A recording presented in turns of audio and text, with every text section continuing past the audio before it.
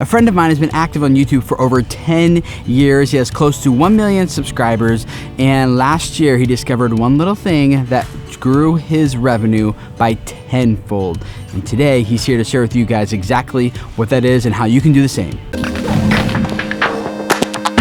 Pretty much everything I say doesn't matter if you are just creating content for fun. But if you really are trying to make a living at it, it's pretty important you got to see those signs that, okay, how much longer is this going to be sustainable on the model of using AdSense, sponsorships, Patreon, t-shirt sales, all of these things combined.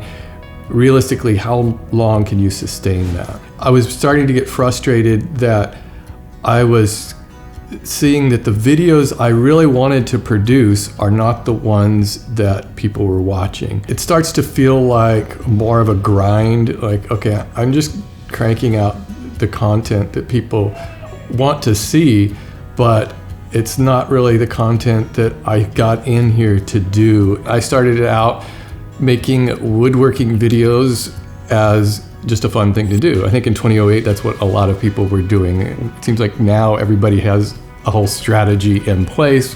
I was just making fun videos. Eventually, that became bigger and it became my full-time job, and that's what I've been doing ever since maybe 2011 or so was when it really became the full-time career. My experience with brand deals has always been pretty positive.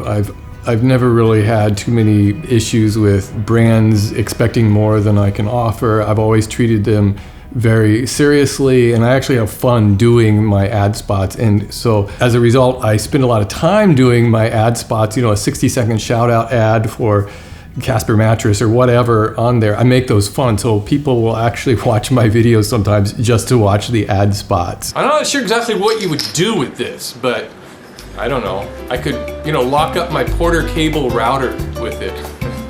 So thanks for watching, guys, and a special thanks to that tool company that sent me the new router. There was mostly a time there where I could do pretty much anything I want. And now more and more brands are being, I guess, a little more savvy. There's more and more stuff they're wanting me to pack into a 60-second spot, which leaves less room for me to make a really fun and engaging spot. I really like having my content free. I like being able to provide this stuff for people at no cost. It took me a long time to jump over that hurdle to think this is something maybe I should explore. Maybe I should explore some paid content off of YouTube to replace some of this grinding that I'm doing on YouTube for AdSense and for sponsorship deals. The motivating factors for me to start a course were three things: financial, secondly, personal development. I just wanted to be able to really produce my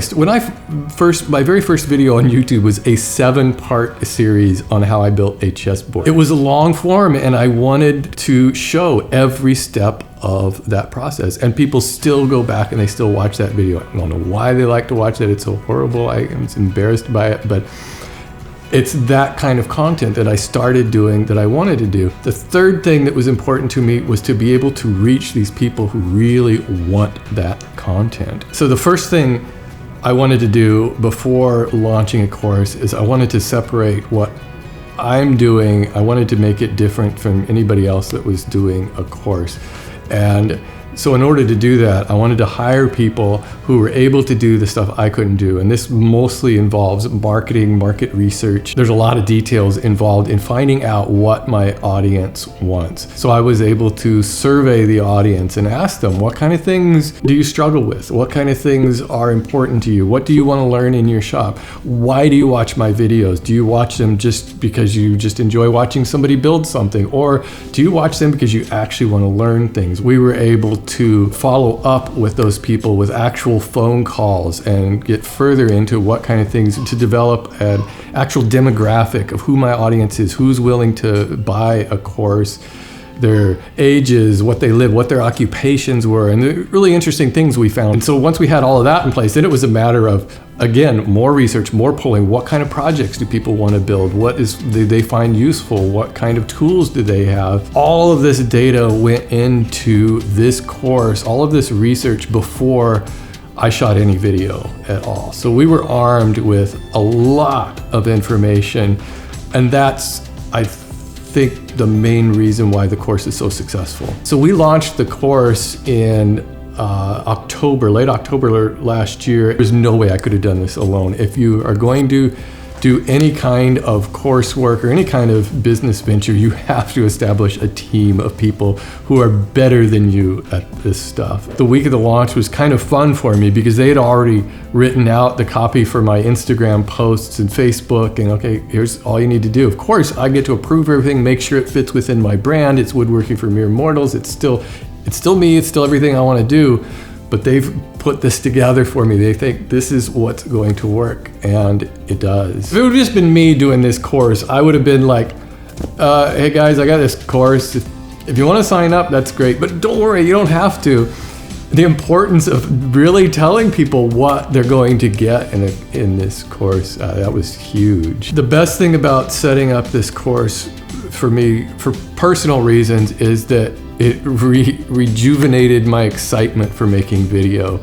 I feel like this is the content that I wanted to make 10 years ago that I didn't have the skills to make. Now, I'm not so interested in subscriber counts. I'm not so interested in how many people are watching a particular video. It doesn't really matter. Having my own product has enabled me to make at least 8 to 10 times the income that I was making with all of my other revenue sources before. And keep in mind, there's a lot of revenue sources. I've got them all, Patreon and AdSense and brand deals at almost every video. I've got merchandise sales. All of that stuff pales into comparison to what I'm making with my own product. The advice I would give all of you is to have a product that you believe in, that you can completely own, that you have control over. And don't be afraid that your audience isn't going to like it, that they're going to call you a sellout, that they're going to think,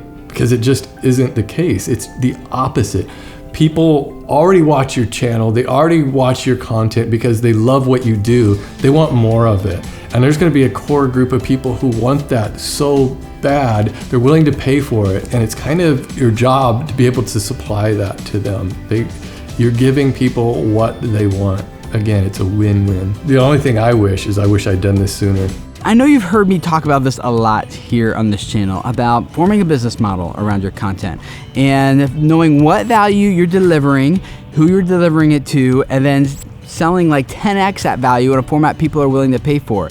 That, hands down, is the best way to make money on YouTube and to go full-time on this platform, even with a relatively small audience. It doesn't have to be a course. It could be events, it could be tips, it could be product sales. It could be like, don't start with the product, start with the value, determine what that is, and then figure out how you sell that value. For example, you guys subscribe here to video creators because you want to learn how to best grow your YouTube audience and how to reach people and impact their lives and make money on this platform that makes all of that sustainable. And so I have a course, a video course, that teaches you guys how to do that. It's like you get like 1x the value here in this video. Well, this is like 100x in this course called Turn YouTube into Your Career. If you're interested in it, link down below. But it is like the step-by-step process that's very similar to what Steve went through that allowed him to monetize his audience in the way that he did. I put together a short playlist, which you can see right here. It goes into more depth about how to make money on YouTube and really make this sustainable and go full time on YouTube, even with a relatively small audience. So click there, check it out. Subscribe here to learn more about growing your YouTube audience, and I'll see you guys over in those videos. Boom.